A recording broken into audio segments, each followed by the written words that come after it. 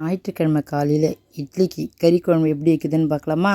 கறியை வாங்கிட்டு வந்து இதை மாதிரி தண்ணியில் போட்டு அலசிக்கிங்க.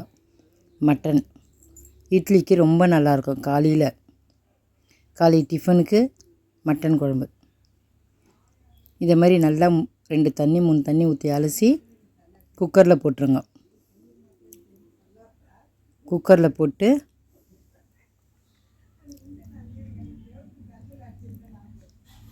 அது தேவையான பொருட்கள் தக்காளி, வெங்காயம்,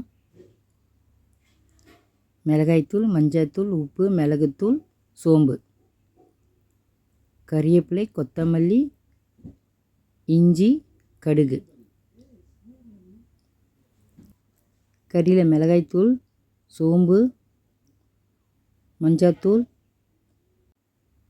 மிளகுத்தூள், உப்பு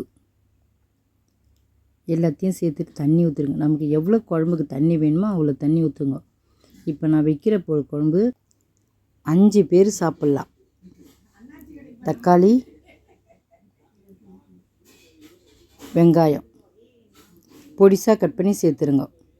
இப்போ எல்லாத்தையும் கரண்டியில் இந்த மாதிரி கலக்கிட்டு குக்கர் மூடிடுங்க.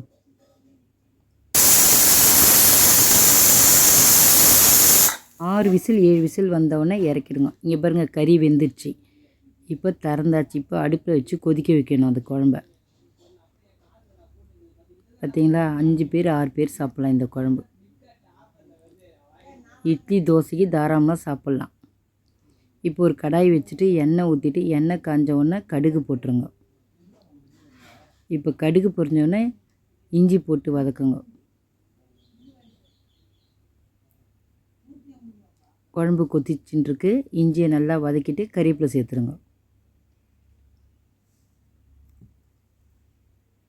கறிவேப்பிலையை நல்லா வதக்கிட்டு குழம்புல எடுத்து ஊற்றிடுங்க. இப்போ நல்லா குழம்பு கொதிச்சிருச்சு. கொத்தமல்லி தூவிடுங்க மேலே. அவ்வளோதான், குழம்பு கொதிச்சு. இப்போ இறக்கிடலாம். இது நாங்கள் திக்காலாம் வைக்கக்கூடாது. இட்லிக்கு தண்ணியாக தான் இருக்கணும். குழம்பு தண்ணியாக வச்சு இட்லியும் தோசையும் சாப்பிட்டு பாருங்களேன். ஞாயிற்றுக்கிழமை காலையில் ரொம்ப நல்லாயிருக்கும். அதுக்காகவே காலையில் எல்லோரும் எழுந்துப்பாங்க இந்த டிஃபன் சாப்பிட்றதுக்கு, கறி குழம்பு இட்லிக்கு. ஞாயிற்றுக்கிழமை இந்த இட்லியும் கறி குழம்பும் வச்சு சாப்பிட்டு பாருங்க. ஞாயிற்றுக்கிழமை இதையே தான் வச்சு சாப்பிடுவீங்க.